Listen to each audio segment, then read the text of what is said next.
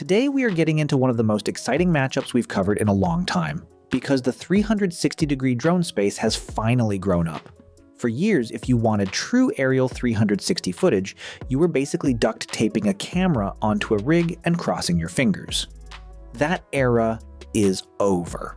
We now have two purpose-built machines chasing the same crown: the DJI Avata 360 and the Insta360 Antigravity A1.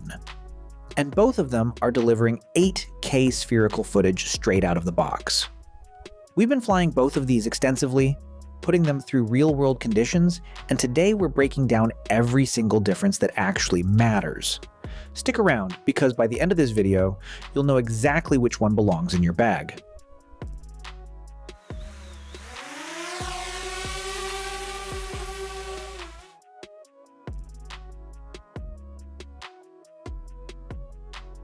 Let's kick things off with design, because these two drones have completely different philosophies, and it tells you a lot about who each one was built for.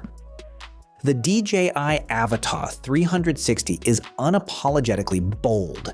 It carries the DNA of a Sinwhoop, full propeller guards, a solid and chunky frame, and a weight of around 455 grams. The moment you hold it, it communicates confidence.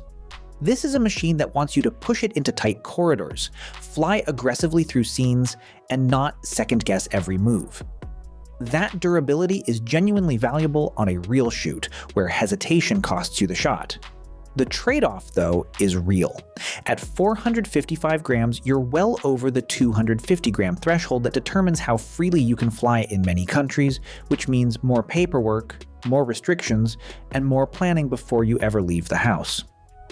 The Antigravity A1 takes the opposite approach, and it does so brilliantly. It sits right at 249 grams. That 1 gram under the threshold is not an accident, it's an engineering decision.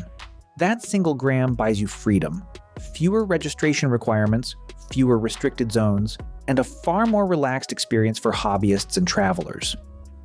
On top of that, it folds down into a genuinely compact form factor. It has small automatic landing gears built in to protect those exposed 360 lenses, and it is arguably the most portable 8K aerial rig ever made.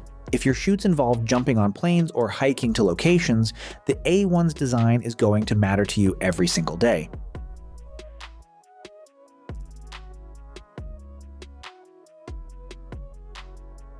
Now let's talk about what these drones actually see, because this is where things get interesting and where the differences become very clear.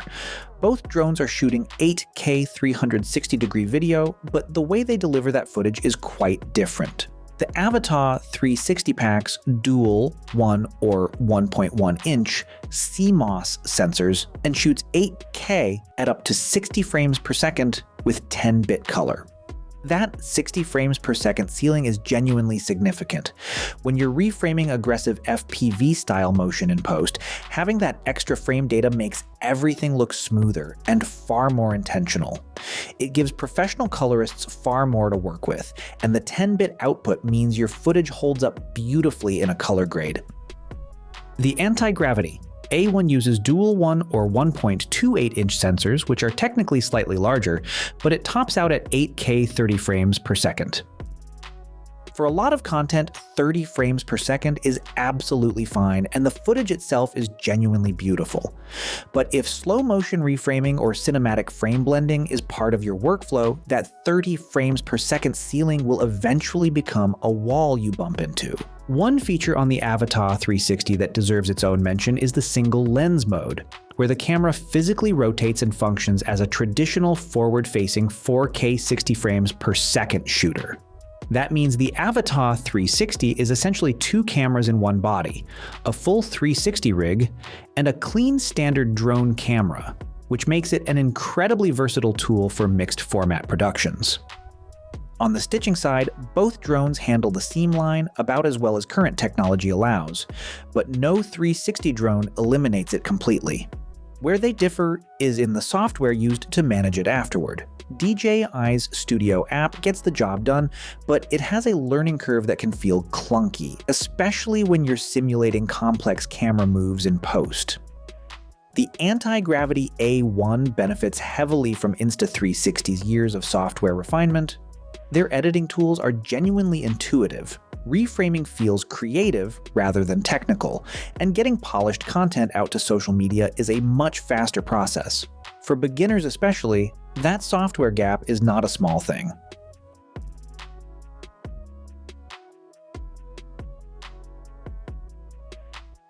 When it comes to how these drones actually fly, the Avata 360 has the edge in raw performance.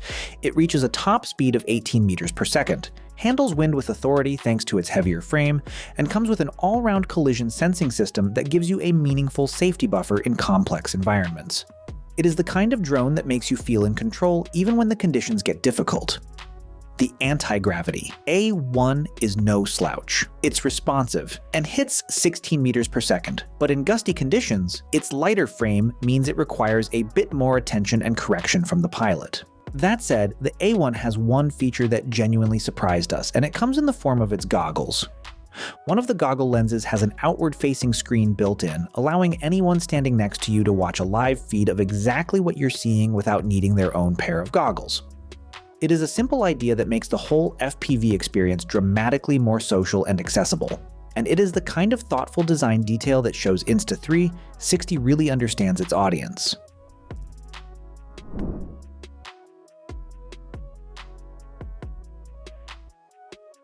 On range, DJI's O4+ transmission system claims up to 20 kilometers, while the A1 is rated for 10 kilometers. In practical terms, most pilots will never test either of those limits in everyday shooting conditions, and both systems maintain a stable 1080p live feed without meaningful dropouts across typical distances. Battery life is where the A1 does something genuinely impressive. Both drones offer around 23 to 24 minutes of flight time on a standard battery, which puts them on equal footing for most sessions. But the A1 also offers an optional long-life battery that stretches flight time up to 39 minutes, a number that stands out in any class of drone. If your work involves waypoint missions, architectural surveys, or any scenario where sustained airtime matters, that extended battery option on the A1 is a meaningful advantage that the Avata 360 simply cannot match.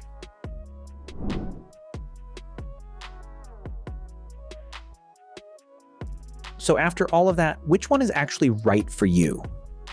The honest answer is that it depends entirely on what kind of creator you are and how you work. If you are a professional filmmaker, a dedicated content creator, or someone already living inside the DJI ecosystem, the Avata 360 is the stronger tool. The 8K 60 frames per second output, the 10-bit color, the rugged build, and the single lens mode as a backup camera all point toward a machine built for people who treat their footage seriously.